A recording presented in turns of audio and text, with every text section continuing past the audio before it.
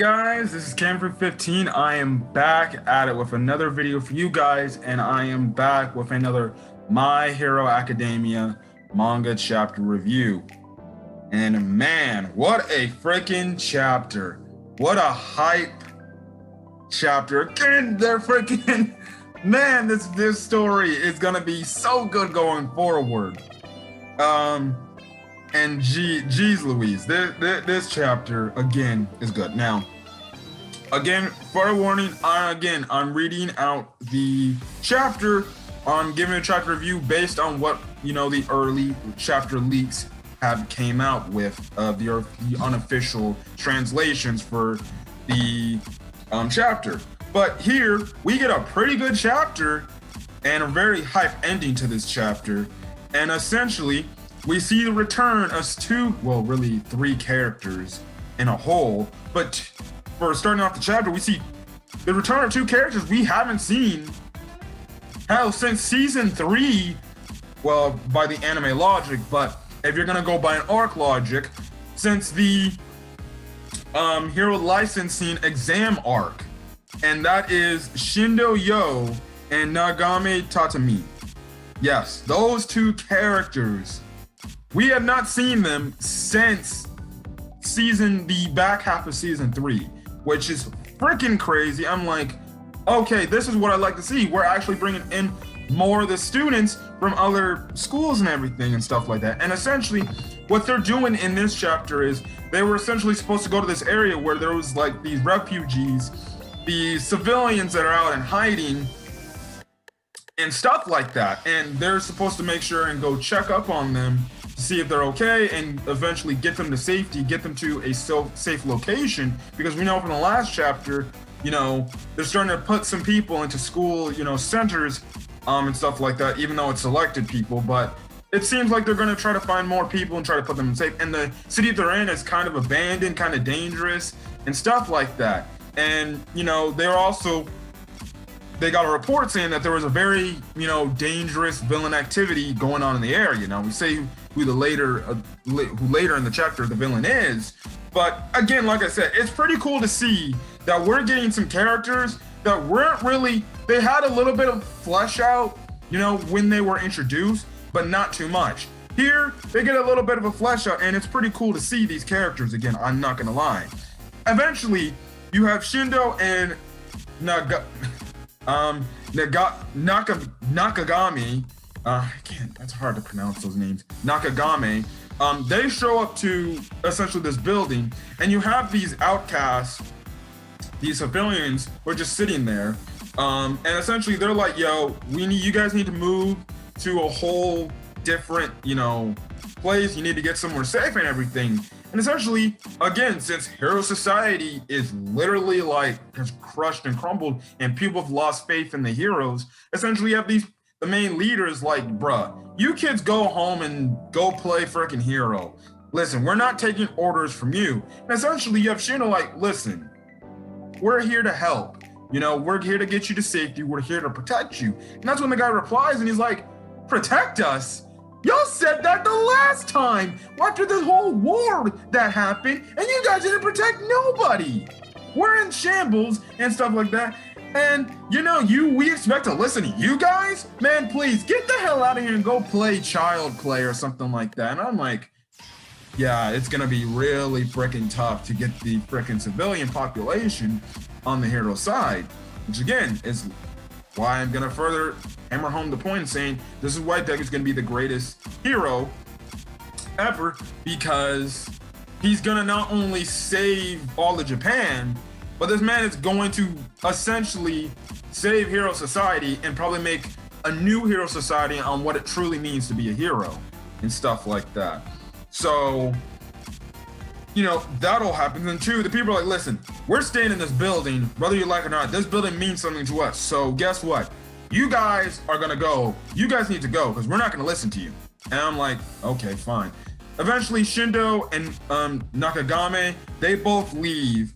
And essentially, I did find a funny scene that Shindo kind of got pissed off. He's like, God damn it, what they just didn't listen to us. I swear, I would have brought down the whole damn building on them and would have dragged them out myself. And I'm like, well, that definitely would have never helped your cause. So good job.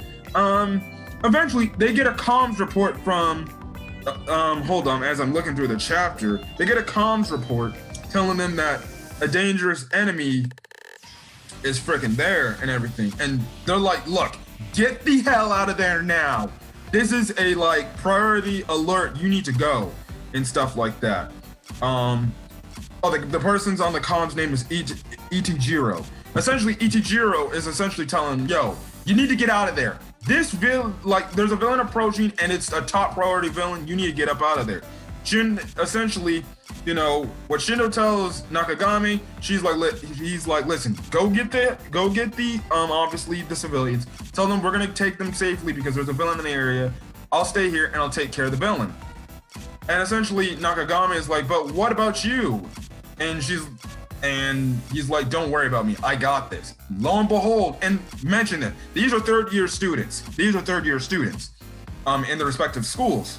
And lo and behold, we see the person coming through the rubble, which a lot of people I saw in the reviews predicted because from the last chapter, Deku said, overheard, oh, look, it's a big villain. Some people predicted that it was this guy. And lo and behold, their predictions are right. And it ends out to be Muscular. And I'm like, yo, Muscular's back, dog. Now, we already knew the Muscular's back, but he's free and loose, and we know how crazy Muscular is and everything.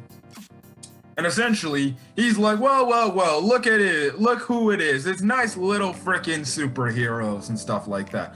Eventually, you have Nakagami go back to the building, and essentially she's like, listen, you need to come with us. There's a villain in the area. We need to get you to safety.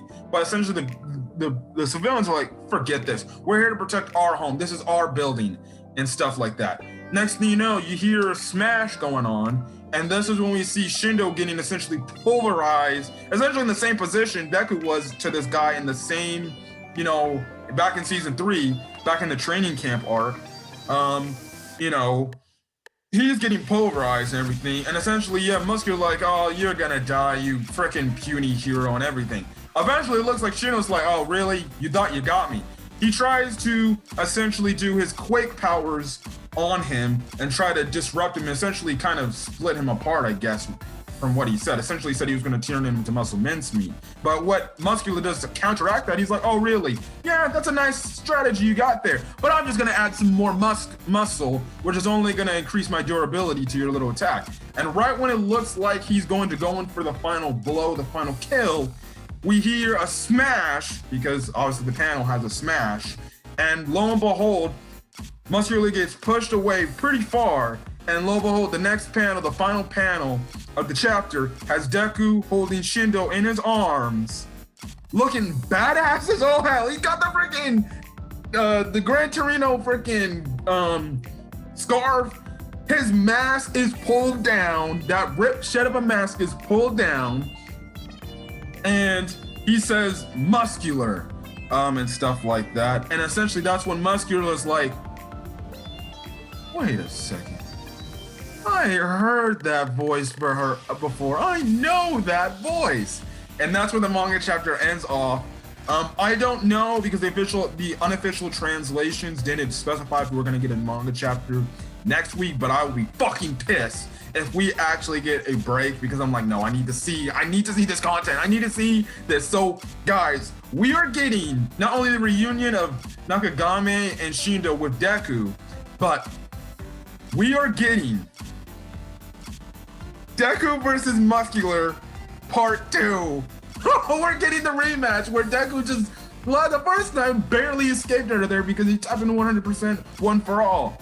This time we got a much better Deku who has much better control of one for all. And 2, he even says like, I figure he's like, I knew it was something that popped up because my danger sense was going off. So it's like, yo, Deku versus Muscular part 2. I'm down to see that now again. And this time, he easily blew back Muscular with utter ease. Now again, you can say Muscular didn't see it coming. But again, Deku's much more stronger. It's been a 1-month time skip. I think I said in my last manga chapter review, Deku, when it comes to one for all, maybe he's at around 50%, 55%, maybe 60%. potential of using that power, but trust me, that's much better. At least getting to 50% one for all usage is much better than, say, at the time when he first fought Muscular, 8%. Yeah, 8% wasn't doing nothing against Muscular. It wasn't even touching him.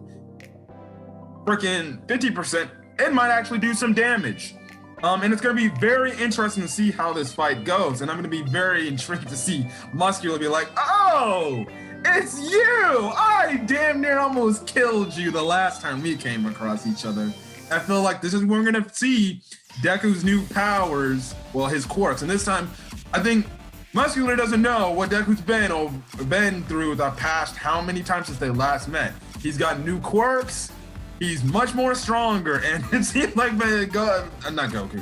Deku's got a vendetta, and he's out to take out these villains. And I'm like, yo.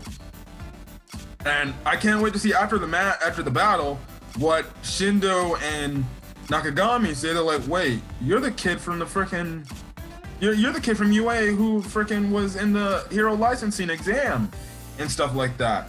So it's pretty cool. This was a really good chapter. The hype was the ending. The way Deku looks, dude. So many people said Deku looks so badass. This scene where they had the mask down, and the funny enough thing is, a lot of people criticized his mask when they always introduced it when he, he first had it. But here, the way it's drawn in the art with him wearing the mask, it's like literally like, it looks cool as shit. Like, and two, he's wearing the mask for a reason. He's kind of like a vigilante. He doesn't want nobody to see his identity unless they know him and stuff like that. So that is pretty cool. And two, he probably wants to hide his face from the villains from obviously Shigarashi and All for One finding out about Deku's whereabouts, obviously. So that's another interesting point to make a mention, why he's definitely going to probably be wearing his mask more than he would typically. So I really loved and enjoyed this chapter. I can't wait to see Deku versus Muscular Part 2. Oh my goodness. It's going to be a great story going forward. I love the fact that they're putting now the focus on Deku. Horikoshi is like, okay, you got your focus on all the other side characters. All the other side characters have their focus. They'll get a little focus here and there, but no, this is my main character. It's time to give him the focus he rightfully deserves, and stuff like that. So I guess to the Deku haters, well, deal with it. If you don't like it, stop reading My Hero. But I definitely can't wait to see where this story is going. My God, I'm so hyped for next week's manga chapter. We're getting Deku versus Muscular Part 2. My God.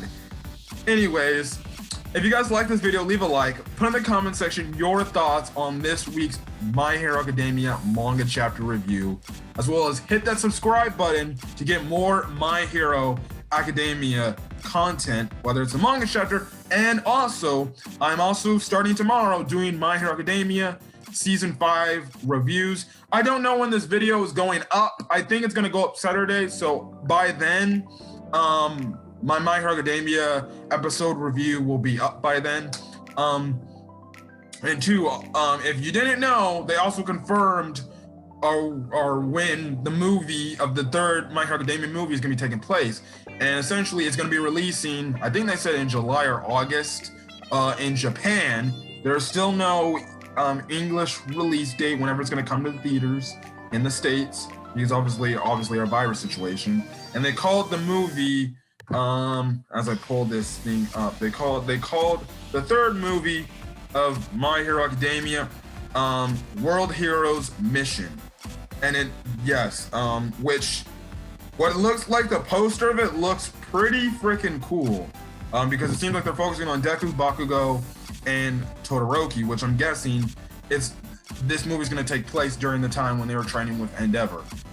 So it's going to suck for anime only fans, I guess, because this movie's going to be taking place just like Heroes Rising in a time period that's slightly ahead of where the anime is at right now. But other than that, guys, I'm gonna get over. Hope you guys have a great rest of your day or night, or when you try this video. Until then, guys, I'll see you guys on the next video, or I'll see you guys tomorrow, or you can check me out in my My Hero Academia episode 1 or episode 0 review. So till then, guys, stay safe out there. Peace.